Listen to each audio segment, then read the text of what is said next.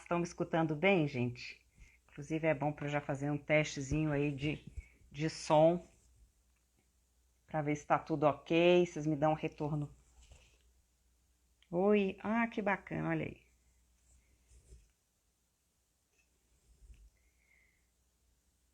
Tá ok então o som? Porque hoje eu tô fazendo diferente, tô fazendo aí com fone, então... legal. Gente, vamos esperar a Marta entrar. E assim que ela entrar, a gente inicia a nossa conversa. Hoje vai ser muito interessante ter a Marta Robles conosco. Ela é uma mulher interessantíssima. Que joia, tô vendo, olha aí, a Adriane entrou. Que bacana, Carol. Que bom, Dani, que bom que tá legal o áudio.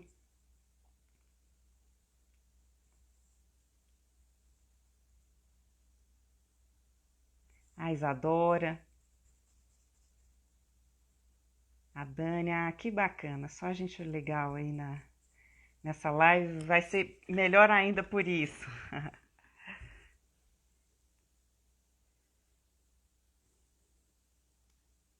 Ótimo, a minha mãe entrou, agora é sério. Marlene, que ótimo, gente. Eu vou falando aqui um pouquinho da Marta até ela aparecer aí na nossa conversa. Não sei se todos conhecem a Marta Robles. A Marta... aqui. A Marta apareceu. Deixa eu... Marta, você tem que, na hora que aparecer para você uma solicitação, você pede, você marca. Aí você já entrou, Marta, você está. Marta, você já está em vivo. Então, você tem que pedir a solicitação para empezarmos. Olha se você logra. Creio que depois aparece.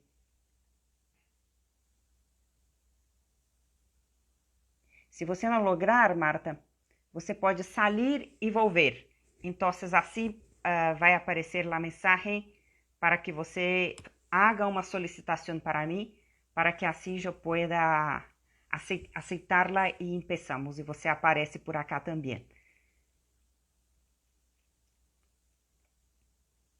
Me dá um ok aí, Marta, para ver se você logrou compreender. Gente, eu vou falar um pouquinho em português, viu? E um pouco em... Na verdade, eu vou fazer o seguinte, eu vou falar em português, evidentemente, porque para mim também vai ser mais tranquilo para fluir. A Marta vai falar em espanhol, ambas vamos falar despacito, devagar, que assim acredito que todo mundo vai poder acompanhar bem. Vamos ver, a Marta deve estar com algum... Deixa eu ver se eu consigo solicitar a Marta aqui.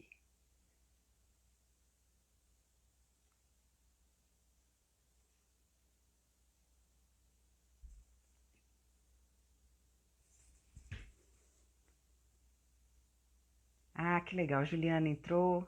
Que bacana, gente, muita gente especial que está aí conosco. O Matheus, que bacana, estou muito contente. Posso, Isadora? Não sabia, deixa eu tentar fazer. Eu estou tentando convidá-la, mas parece que ela saiu da live para tentar entrar outra vez. Então eu estou até vendo aqui mesmo nessa possibilidade, mas ela não está. Ela deve ter saído e tentado voltar.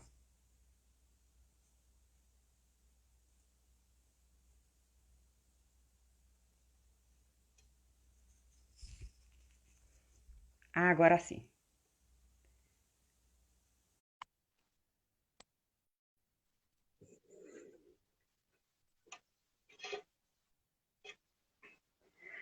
Marta, creio que agora sim. Está aguardando, Marta. Agora vai entrar. Que bom, gente. Isso. Olá, querida. Que bueno. Enfim, você não está tão sola, agora, Marta. Porque a Marta estava me dizendo que está absolutamente sola nesta quarentena. ¿No es así, Marta? Sola completamente. Hoy por la mañana en mi blog. No sé si voy a salir iluminada, si voy a quedar absolutamente tonta, si me voy a convertir en una sabia meditadora. Vaya, que las cosas, o que tengo que usar mi argucia para liberarme de una experiencia que verdaderamente ha sido muy fuerte. Muy fuerte. Es algo que debemos considerar. Qué Sim, gusto verdade. Mas saludar. creio que sábia você já é, Marta. Não necessita, não vai salir nada. Já lo é, creio. A ver qué hacemos. Qué gusto estar aquí y estar también en parte en Brasil, que es un país que quiero tanto, y que vamos a hablar de un tema tan importante, sobre todo ahora que tenemos que poner a prueba las mujeres todas nuestras habilidades femeninas, porque estamos en una situación absolutamente difícil, en una situación en que la economía, la sociedad, la cultura están en juego. Y como vamos a dar el salto a una transformación importante, yo creo que las mujeres deben asumir ya una actitud más actuante y totalmente distinta a la casi pasividad que han sostenido o hemos sostenido. ¿Se me entiende el español? Vou perguntar para as pessoas. Gente, vocês estão compreendendo bem? Porque a Marta vai falar devagar, eu acredito que a gente pode fazer assim. A Marta vai falar em espanhol, é evidente, se eu perceber alguma coisa, viu, Marta? Se eu compreender algo que eu sei que é uma palavra difícil para o português, eu hago a tradução, mas creio que está perfeito assim. Creio que assim, as pessoas estão dizendo que sim, que está perfeito, que estão compreendendo muito bem, e creio que muito bem, Marta, porque, de verdade, as mulheres têm um desafio muito grande agora, né? Principalmente nós, mulheres brasileiras, mexicanas, que eu acho que é muito importante a gente enfatizar o nosso lugar cultural também, né, Marta, que você faz muito bem, de trazer histórias de mulheres, né, biografias. Até para te situar, viu, Marta, creio que todos acá já te conhecem, mas para quem não teve a alegria ainda e o prazer de ler um livro da Marta Robles, a Marta tem 26 livros, ela passeia, ela transita desde a mitologia grega, ela é uma grande conhecedora de mitologia grega, ela está se fazendo de humilde, dizendo aí que na quarentena vai sair mais sábia, mas ela já é uma mulher de muitos estudos, de muito conhecimento. Eu achei bonito, você diz uma coisa, Marta, você diz em seu blog algo que me chamou muitíssimo a atenção, e eu gostaria de falar isto com você. Você diz que lhe gusta la ficción verdadera. La verdadera ficción. Então, me encantou, porque creio que a história da mulher é um pouco uma ficção verdadeira, não? Assim, misturamos como esta coisa da mitologia, da realidade, como que nós estamos atravessadas por uma série de referências, né? Reais e simbólicas. Nuestro pensamiento ha sido simbólico desde los tiempos remotos. Hemos habituado nuestra inteligencia a utilizar la intuición y los símbolos, y quizá también los rituales. Los rituales han intervenido mucho en nuestra vida, en nuestras decisiones.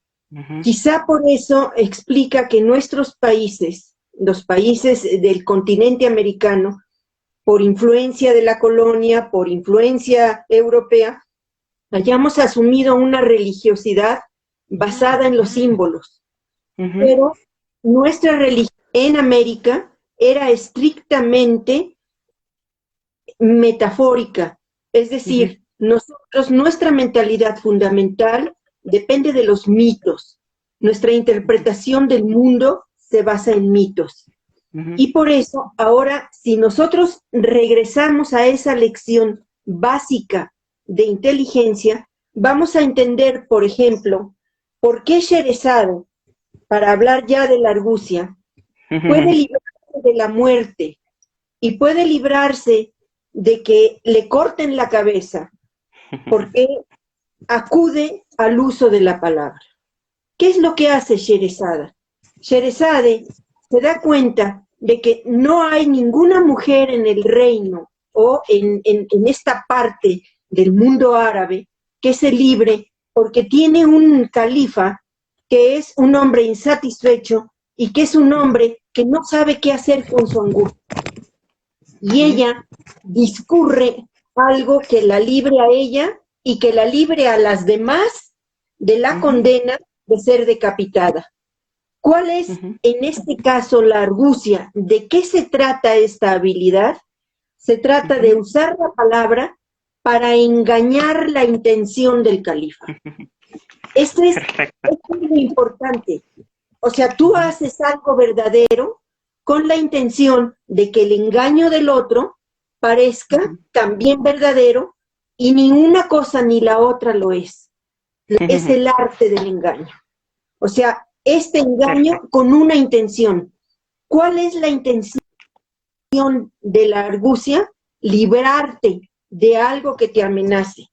Claro. E creio, Marta, que a história da mulher foi uma história, até o titular que nós propomos hoje é um pouco pensar os constrangimentos. Nós falamos muito disso na nossa primeira conversa, eu e Marta falamos muito dos constrangimentos femininos, mas como que as mulheres ao longo da história, não é, Marta, souberam usar da astúcia ou da argúcia, da inteligência, para poder também, de certa forma, se autodeterminar e decidir, ainda que a vida social fosse muito constrangedora. Né? Então, eu acho que as mulheres, né, Marta, na minha pesquisa, eu também fiz 8 anos de pesquisa, mas um pouquinho mais adiante que você, Marta, tem um conhecimento muito grande sobre a antiguidade e também sobre o contemporâneo. O livro da Marta vai até as mulheres, até Simone de Beauvoir, né? É um panorama muito amplo, um pouco que eu faço, mas eu começo... Más que Simone de Beauvoir, fíjate, más que Simone de Beauvoir no era muy apta para la argucia.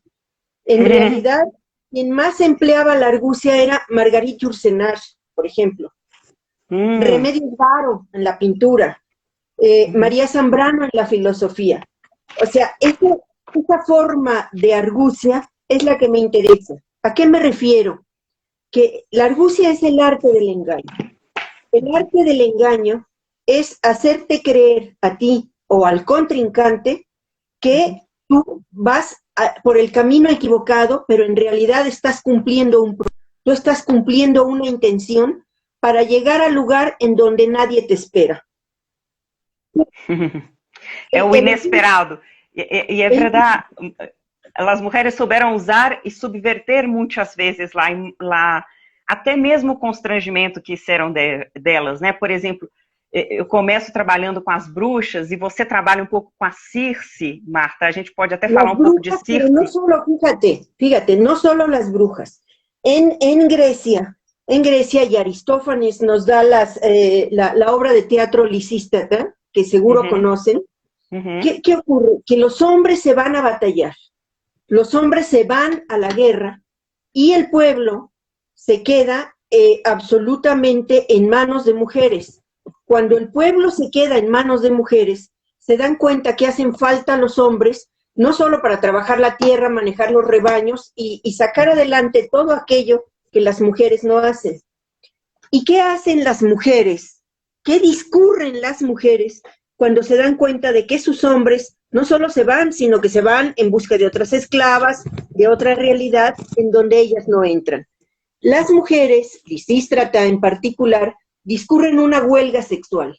No soportan los hombres en primera instancia, por su instinto primitivo, necesitan de su sexualidad, de su vida sexual.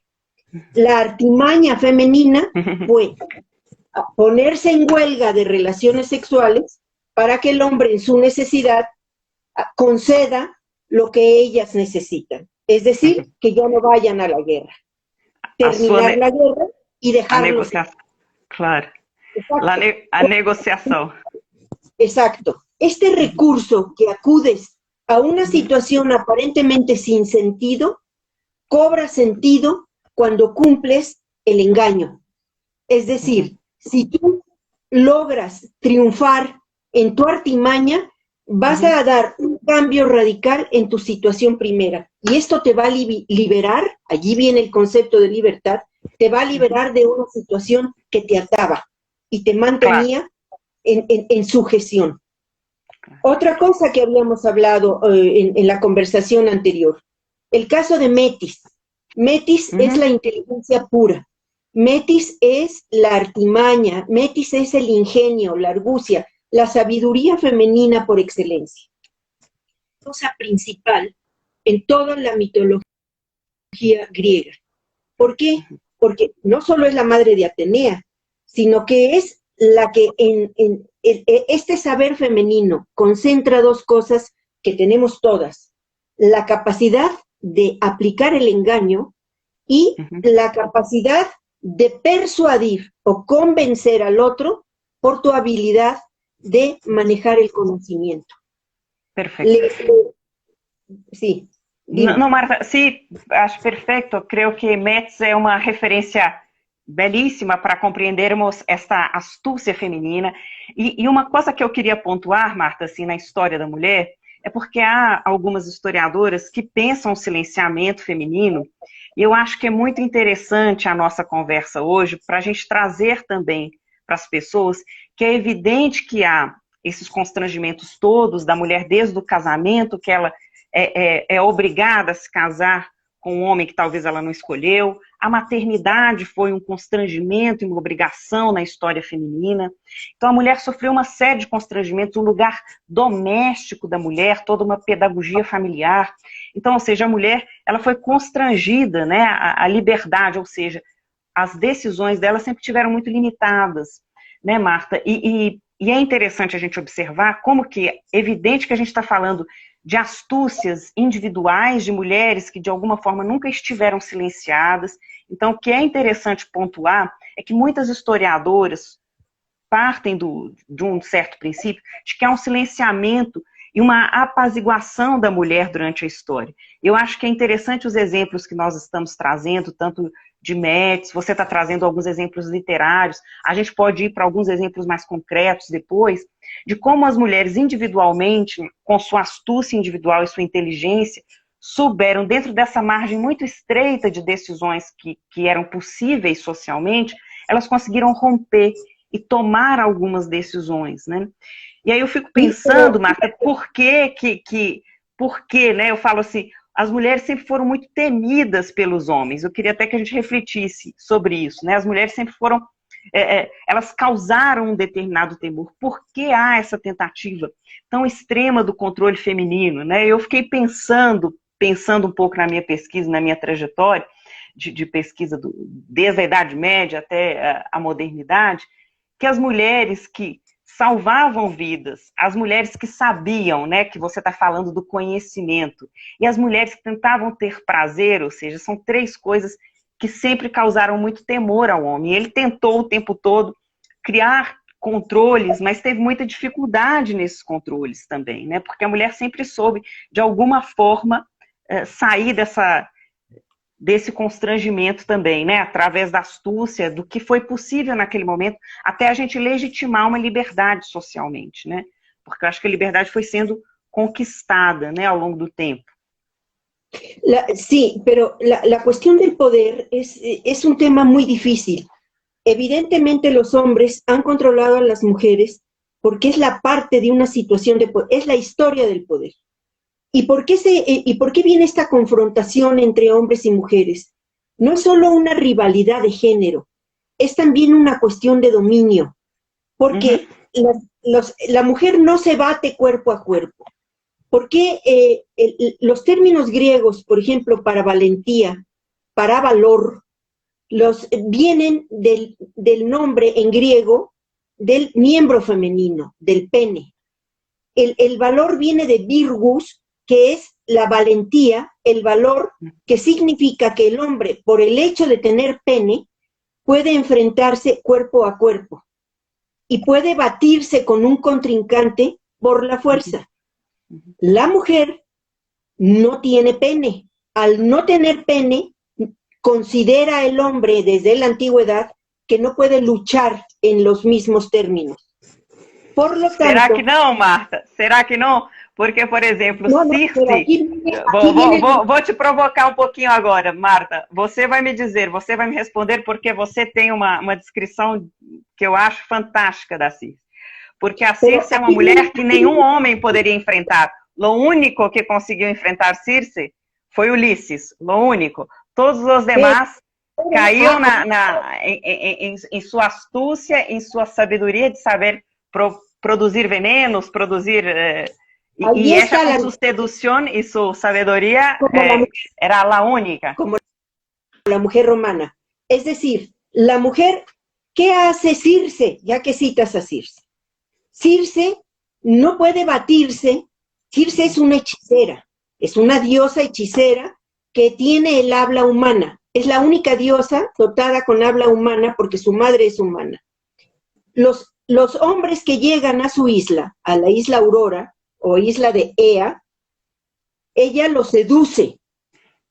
Su metis, su artimaña es seducirlos. ¿Por qué seduce a los hombres? Porque en vez de enfrentarse a ellos, los atrae sexualmente.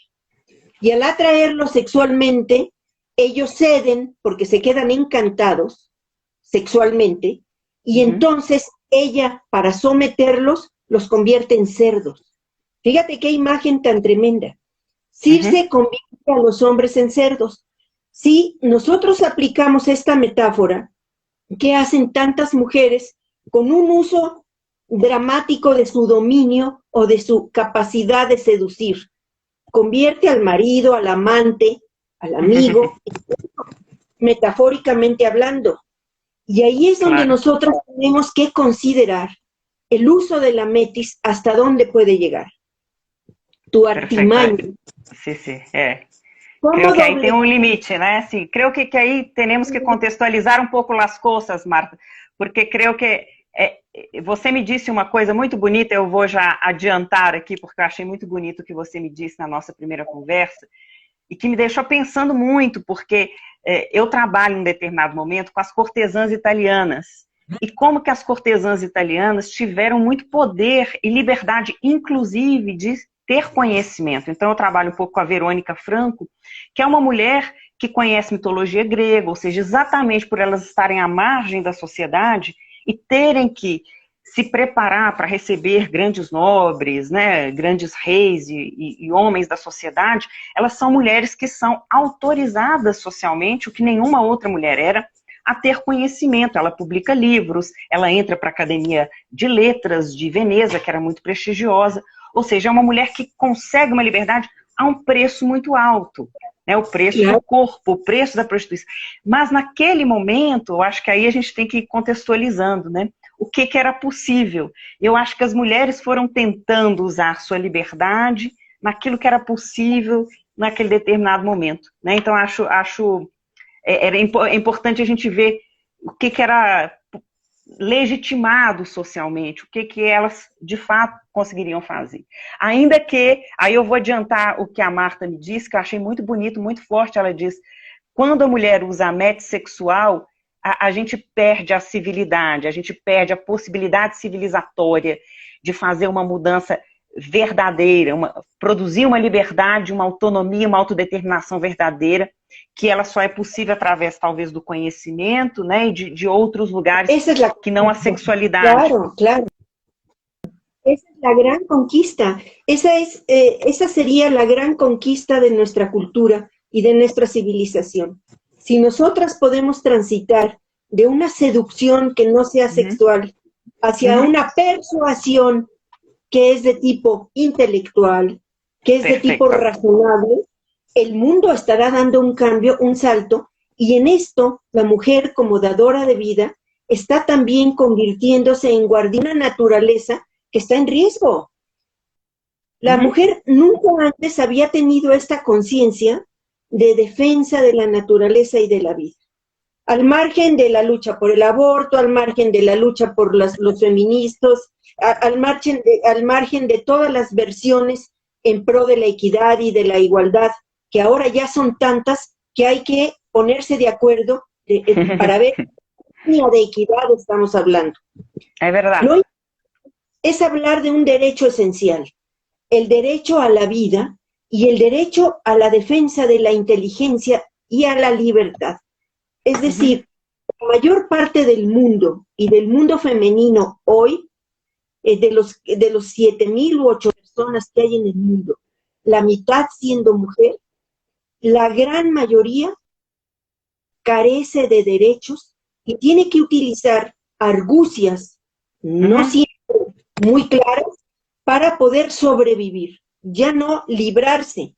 Es decir, cuando en países como Irán, en los países musulmanes donde priva el fundamentalismo, la mujer tiene que recurrir a la argucia más elemental para poder practicar la medicina, para poder jugar el fútbol. Ustedes han de recordar que las chicas hace unos años tuvieron que disfrazarse de hombres para poder jugar al fútbol y no ser descubiertas, porque si eran descubiertas jugando al fútbol como hombres, podían inclusive lapidarlas. Esto, con piedras. Entonces, dar el salto cultural de una argucia elemental, una artimaña primitiva, al uso directo de la inteligencia y llevado al grado de una inteligencia creativa y creadora, eso significaría que estamos en los caminos de la libertad que verdaderamente van a hacer de nuestro mundo un cambio que ya es necesario. No sé si sean muy optimistas las personas que nos oyen, porque estamos viviendo una situación de crisis, y no por el virus, sino crisis lógica y crisis de sobrevivencia en muchos aspectos, en donde se mezclan las ideologias que creíamos superadas. Claro. Mas, Marta, você não percebe, por exemplo, se nós olharmos para a longa trajetória da mulher, nós passamos por muitos constrangimentos. Eu acho que hoje a gente está numa situação, falando do Ocidente, aí eu vou focar no Ocidente, porque se a gente for olhar para o Oriente, como você está dizendo, né, são mulheres que têm que enfrentar uma luta que nós, ocidentais, já estamos muito à frente, assim. Então, olhando para o Ocidente, assim, para a trajetória da mulher, aí eu estou falando desde a Idade Média, em que a gente não podia decidir com quem se casar, que a gente não podia decidir, inclusive a maternidade, que depois, hoje ela é uma eleição. Nem mesmo as profissões, as mulheres não podiam estudar, elas não podiam ingressar em determinadas carreiras. Isso é muito recente. Então, por exemplo, essa possibilidade do conhecimento e de fazer uma emancipação via educação, ela é muito recente. Se a gente for pensar, a mulher vai ingressar na universidade, a gente está falando aí do século XVIII e XIX, né? Então, mas ao mesmo tempo, se a gente, eu sou otimista olhando por um longo período, porque as mulheres hoje têm o direito de se autogovernar, no sentido que, Marta, a gente já pode escolher o nosso parceiro, a gente já pode decidir se vai ter ou não filhos, a gente pode decidir qual profissão, e todas são possíveis hoje para as mulheres. Evidente, então, assim, o governo de si mesma, as mulheres já possuem. Elas não possuem, talvez, eu acho que ainda falta, evidentemente, as mulheres tomarem as rédeas do poder político. As mulheres não estão, efetivamente, né, num número significativo em cargos políticos importantes, que são fundamentais que elas ocupem, e nem em postos, né, de empresas privadas. Então, acho que a gente ainda tem um enfrentamento aí de alguns lugares que são importantes. Mas eu acredito que, olhando, se nós já conseguimos o governo das nossas vidas, que a gente não tinha, eu acho que aí, e já conseguimos ter o conhecimento, o acesso ao conhecimento, eu acredito que nós estamos numa posição, evidente que a gente ainda tem que marcar isso em classes sociais e em países também. Eu acho que as mulheres mais pobres ainda enfrentam uma violência doméstica e um outro lugar que é completamente diferente. La violencia no tiene clase social, la violencia cubre muchas capas sociales. É verdade, sim. De formas diferentes, né? Há uma violência até silenciosa, né? Na classe média, às vezes não é física, mas é uma violência simbólica.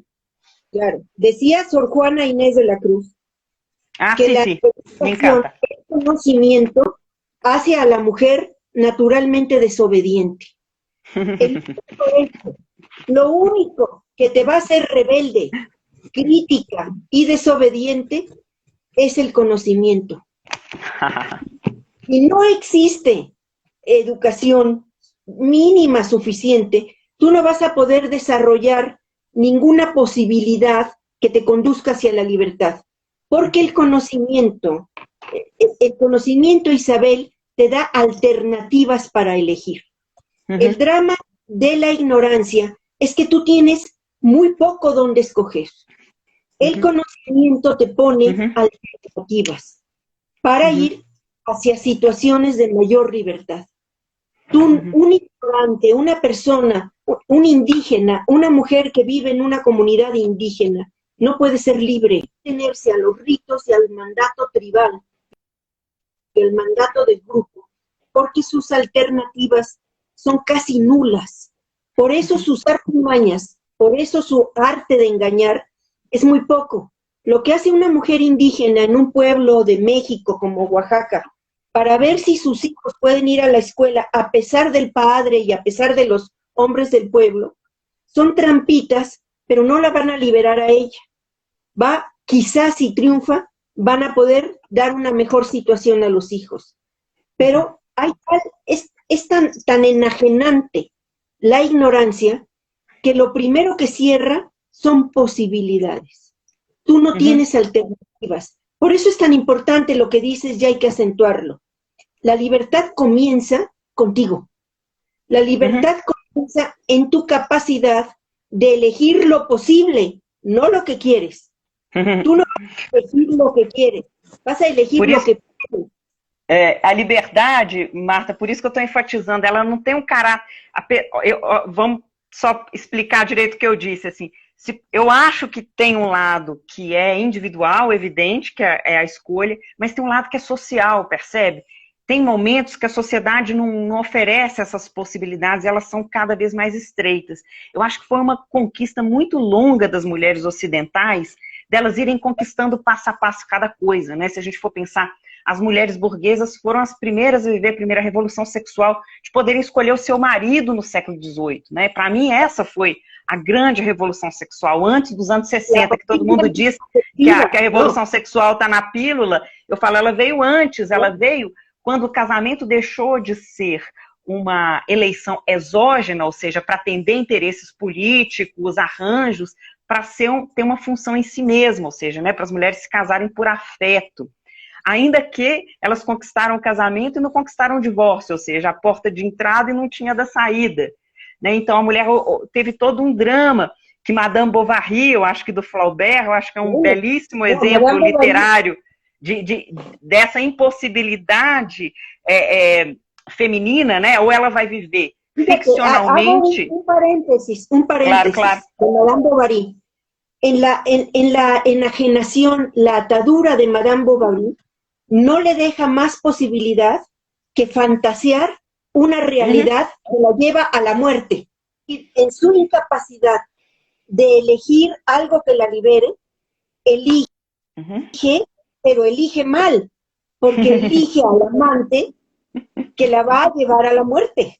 Claro. Esta es la cuestión. E até para as pessoas saberem, é um livro que é publicado em 1856, inclusive o Flaubert é processado, para a gente ter ideia do momento, do clima, de como as pessoas entendiam o adultério feminino, como ele era condenado naquele momento. A gente está falando do século XIX. O governo francês processa o Flaubert por uma personagem ficcional, uma mulher que não existia, que traiu o marido mais de uma vez. Bovary existe. Ah, sim, tá ótimo. Verdade. Ela representa muitas mulheres. Isso é muito interessante, Marta, porque não sei se você leu um livro do Pierre Brantôme, das Damas Galãs. É genial. É um livro, o Pierre Brantôme vai falar isso no século XVI. Deixa eu pegar o título do livro certinho aqui. Pierre Brantôme. O Discurso do Amor Galante. Você tem que ler esse livro, Marta, as pessoas também. O Discurso do Amor Galante. É um livro de 1584. E o Pierre Brantôme é um cavalheiro, é um nobre francês, que ele se machuca aí numa guerra, e aí ele começa a contar todos os bastidores do que aconteciam com os nobres. E a quantidade, ele fala, esse é um livro para mostrar que as mulheres criaram a instituição, vou falar uma palavra feia, mas é a palavra que ele usa, dos cornos, né, dos traídos. Ele fala, e o número é tão grande de mulheres que já traíram os homens, que nem um sargento e nem um batalhão conseguiria pôr em ordem.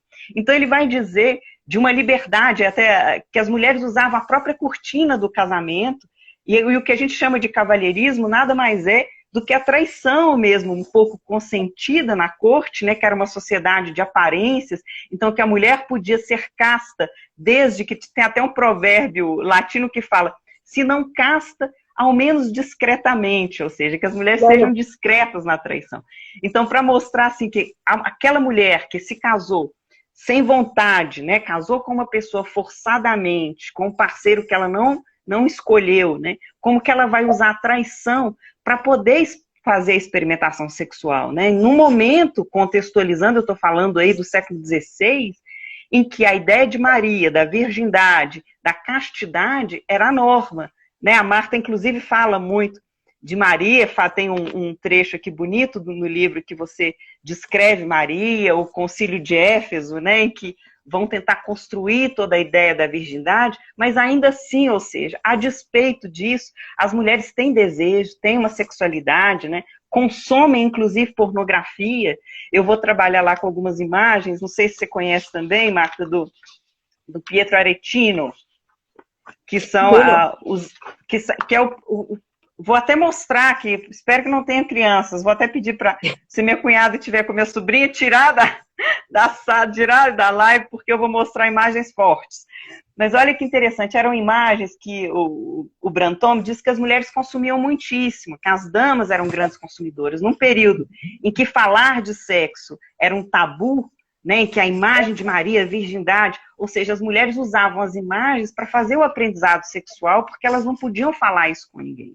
Né? Olha que interessante. E aí, esse é o primeiro Kama Sutra que vai circular na Europa, que é o IMOD, depois vai ser conhecido como as figuras do Aretino, né? Que são essas posições, olha que interessante. Sí, né? claro, bueno, un libro esencial. Sí, sí. Y esto me recuerda la anécdota de Sir Francis Richard Burton, el gran inglés que se va a explorar todo el Medio Oriente y escribe sobre todos los hábitos amatorios del Medio Oriente.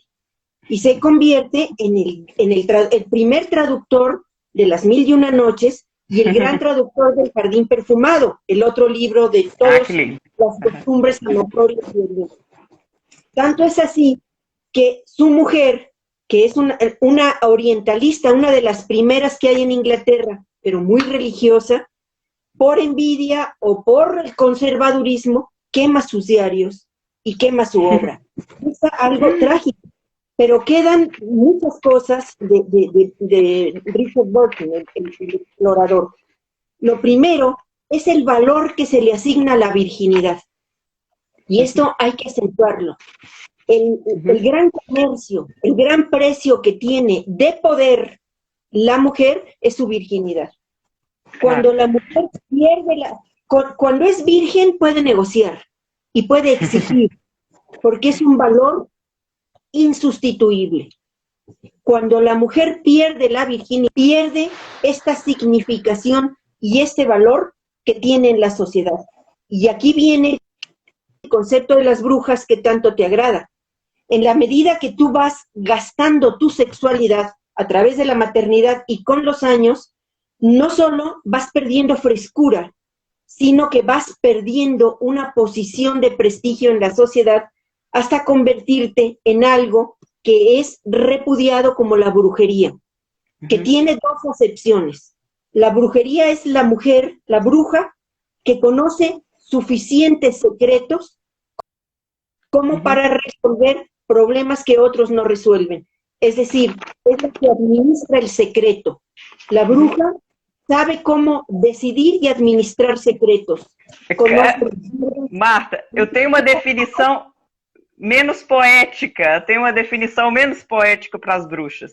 Eu digo que as bruxas foram as médicas dos pobres. Né? Eram mulheres que... Porque, na realidade, né, a gente não pode fantasiar. A bruxa, é evidente, ela foi diabolizada, havia um pensamento mágico na Idade Média, Mas o que elas eram? Eram mulheres que dominavam o uso das ervas, que descobriram que o uso do veneno era um antídoto e trazia as pessoas à vida, num contexto em que apenas os homens eram os médicos daquela sociedade, aceito pelos outros homens e nobres.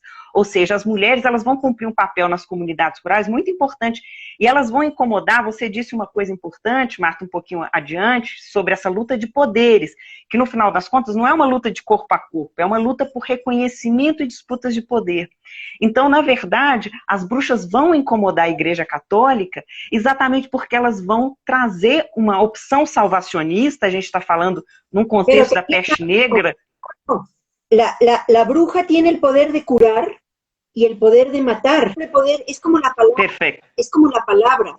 Eso es muy importante. Y qué bonito. Curiosamente, a las mujeres también nos relacionan con el uso de la palabra, con el dominio de la palabra, con la capacidad de envolver, de seducir y de manejar una situación a través de las palabras. Las brujas tienen este don, esta gracia. E olha que interessante, e as bruxas, as primeiras, porque eu trabalho muito com imagens, né, Marta? Assim, todo o meu trabalho é a partir de iconografias, de xilogravuras, de obras, e aí a partir das imagens eu vou tentando desvencilhar, entender até as ambiguidades desses sentimentos. E é interessante que as primeiras imagens das bruxas, elas eram mulheres jovens. Depois, é evidente que há toda essa ideia do envelhecimento e associação da velhice com uma coisa negativa, né, moralmente negativa. Mas olha que interessante, vou até mostrar que essa é uma das primeiras imagens das bruxas, esta, exatamente. Ela é de 1355. Exato. Ela é de 1355, ela está no livro A Peregrinação da Vida Humana, do Guillaume de Gueville. Então, olha, vocês percebem, ela é uma mulher jovem e ela caça o homem, ou seja, ele é a vítima, ela, olha, há uma inversão, né? A própria ideia da anticaça. Em vez da mulher ser a mulher a indefesa, é ela que faz, inclusive aqui pode ser até uma metáfora, a abordagem sexual, né? Então, são mulheres temidas, não só por saberem, né, por dominarem as ervas e tudo mais, mas também mulheres temidas por despertarem os sentimentos aí que são incontroláveis, né? Tanto é que uma das famosas poções da bruxa era a poção do amor. Então, às vezes, um homem ficava apaixonado e achava que tinha sido enfeitiçado por aquela mulher, né? E aquilo, tem uma frase bonita do Oscar Wilde, até termino com ela na minha conclusão, para tentar entender se houve uma misoginia, né, que do grego um ódio em relação às mulheres, ou que, porque eu não percebi uma nota só nessas imagens, né, há uma ambiguidade, há uma oscilação de sentimentos, né, e o Oscar Wilde, eu li uma frase, falei, respondeu para mim a história da bruxa, ele diz, nós somos sempre assassinos daquilo que amamos, né, então o que nos desperta um grande descontrole, uma grande paixão, aquilo te tira, né, daquele processo da racionalidade, como que os homens, de alguma forma, tentaram lidar com a mulher, que foi um holocausto de uma maneira absolutamente violenta, né, que foi o assassinato de milhares, que, né, não quantificado da história, acho que foi um holocausto de fato, o que aconteceu com as bruxas, mas como elas também vão revelar essa ambiguidade feminina, né? A mulher como uma marginal atrativa, mais do que propriamente alguém odiosa ou odiável, né? E que havia um fascínio ali também nessa relação com as mulheres. Sí, porque también es la depositaria de un saber secreto. Y lo que asusta es el miedo. El verdadero poder es el que administra el miedo. Y al administrar el miedo, paraliza al otro. Recuerda Medusa. ¿Por qué Medusa tenía ese prestigio entre los griegos? Porque si tú veías de frente a Medusa, te paralizaba, te convertía en piedra. ¿Qué es lo que representa la mujer? Justamente convertir en piedra al que la mira de frente. O sea, si tú miras de frente al miedo, tú no puedes soportarlo. ¿Qué es lo que se asociaba en las culturas primitivas? Recuerda que los mitos explican lo que tenemos en el fondo de nuestra mente. Los mitos siguen vivos, siguen vigentes, porque son como la arqueología de nuestra mente. El miedo es algo tan vigente, tan actual, como pudo ser en Persia, como pudo ser en Grecia, en la Roma, en la Edad Media, en cualquier época, el miedo es el miedo. Es tan terrible el miedo que los combatientes antes de la batalla le ofrecían sacrificios al dios del miedo para que no les cerrara los ojos y entonces se los llevara a la muerte. ¿Qué representa a la mujer? El miedo. ¿Y por qué en todas las épocas de la historia y más ahora con el feminismo y con la participación de mujeres en el conocimiento, en la crítica y en las libertades, representa que las mujeres se han hecho capaces de administrar el miedo y al administrar el miedo también pueden liberarse? Y esto es lo que produce tanto desconcierto en la sociedad. Tanto desconcierto, porque la mujer intimida, produce miedo. ¿Y por qué hay estos reaccionismos?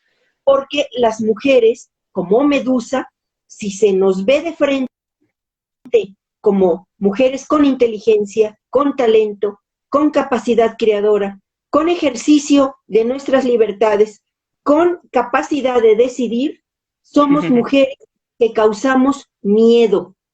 Nos tienen miedo. Y al tenernos miedo, ¿qué ocurre? Que paralizamos al otro. Y al otro, al que nos tiene miedo, no le gusta enfrentarse a una situación en donde él resulte disminuido. Y es no hacer de la cultura esta lucha de rivalidades, sino abrir compuertas para que tengamos una humanidad más libre, más armónica y podamos vivir mejor. Eso es lo fundamental, que tengamos una vida más digna para todos. Marta, creo que você tocou num... Como? Eu perdi ao final. Tenemos que darle a la libertad de dignidad y entender que la libertad es tu capacidad de elegir lo posible dentro de las opções que são limitadas. E fazer o possível acontecer também, né, Marta? Eu acho que as mulheres lutaram para fazer o possível acontecer. Então, não só, como se diz, esperar as possibilidades se darem, mas é exatamente esse movimento das mulheres que fazem essas possibilidades se abrirem, né? Eu costumo dizer, e aí eu vou pegar o gancho do que você está dizendo, que eu acho que é um pouco a minha conclusão, eu falo, as mulheres lutaram por duas coisas na história. Primeiro, para se humanizar, ou seja, para descer do pedestal, para deixarem de serem santas virgens, porque eu costumo dizer que Maria pode ser tudo menos a imagem da mulher, né, no sentido que nós não podemos nos identificar com uma figura de tão alta estirpe, virgem, né, e imaculada, absolutamente imaculada. E as mulheres também tiveram que sair da boca do inferno, ou seja, deixar de ser bruxas, tirar elas da boca do inferno e descê-las do pedestal, humanizá-las, né, que é um pouco o caminho que depois eu trabalho com Maria Madalena. Maria Madalena, para mim, vai ser a imagem de transição para a modernidade, para mostrar essa mulher ambígua, que ela é ao mesmo tempo santa e pecadora, que ela já vai fazer uma síntese entre essas duas mulheres, ora bruxas, ora Marias, até a gente chegar na individualização feminina, ou seja, né, nessa possibilidade de nós podermos eleger o nosso projeto autobiográfico. Então, eu até criei um termo, Marta, na minha conclusão, que eu chamo de individuanismo, que as mulheres primeiro se humanizaram e depois se individualizaram, né? E a gente precisa mais do individuanismo do que propriamente nos fechar em grupos. Você chegou a dizer que o feminismo ele se desfez em tantos grupos, né, de pequenas identidades fechadas e marcadas, como se naquele grupo, né, de mulheres negras e de marcações identitárias muito fortes, que eu acho que o mais interessante, o mais inteligente é a gente abrir para um novo humanismo, que é o que você está dizendo, né? É onde a gente vai deixar um embate com o masculino, que inclusive o masculino muitas vezes esteve do lado das mulheres, né? A gente pode lembrar do Stuart Mill, das sufragistas, ele era um senador que lutou pelo sufrágio feminino. Então a gente precisa dos homens também como aliados, porque há homens que compreendem exatamente a necessidade, porque a liberdade feminina, ela é para o progresso de toda a sociedade, há de haver esse entendimento, não é uma questão só de justiça, né? Eu acho que é uma questão também, inclusive de prosperidade, né? De trazer mulheres inteligentes, capacitadas a ocuparem postos que não é, o gênero não pode ser nem redentor, nem desqualificador, né? O gênero é uma informação, não é toda a informação. Então eu acho que a gente está precisando que é isso que você pontuou muito bem, de abrirmos para um humanismo, ainda que as lutas das mulheres sejam necessárias, né? Então, como conciliar esses dois lugares, sem a gente recair em grupos fechados, que vão só produzir o seu contrário, eu falo, o radicalismo produz o seu contrário, produz o orgulho hétero, o orgulho masculino, né? Então, a gente está vendo emergir hoje na sociedade grupos radicais, extremos, invertidos, né, que a gente nunca imaginou, né? Orgulho de ser branco. Então, coisas que a gente achou que já tinha superado isso historicamente, estão de volta aí acontecendo. Em que medida não são, como se diz, o reverso desse movimento extremo também, dos movimentos identitários, né? Em que medida a gente tem que pensar mais na empatia do que nos lugares de fala, né? Sí, mira, estoy de acuerdo como conclusión que sin un nuevo humanismo ni siquiera la humanidad podrá salvarse. Esta es la cuestión, que por primera vez en la historia, la humanidad, y esto ya no es solo una cuestión femenina, si no ensaya un nuevo humanismo, en donde hombres y mujeres luchemos a la par y defendamos el entorno, la naturaleza, y veamos la vida con dignidad, Isabel. El nuevo humanismo es la última edad en todo el proceso de la historia, es la última edad en donde las mujeres tenemos que ser activas y tener una participación decisiva en este cambio. Y creo que esta es una buena oportunidad para considerarlo. Las mujeres debemos asumir una nueva posición, una posición actuante, pensante y sobre todo de mucha decisión para exigir que nuestras decisiones sean en defensa de la vida, empezando por la propia libertad, por la equidad y por la defensa de nuestra realidad.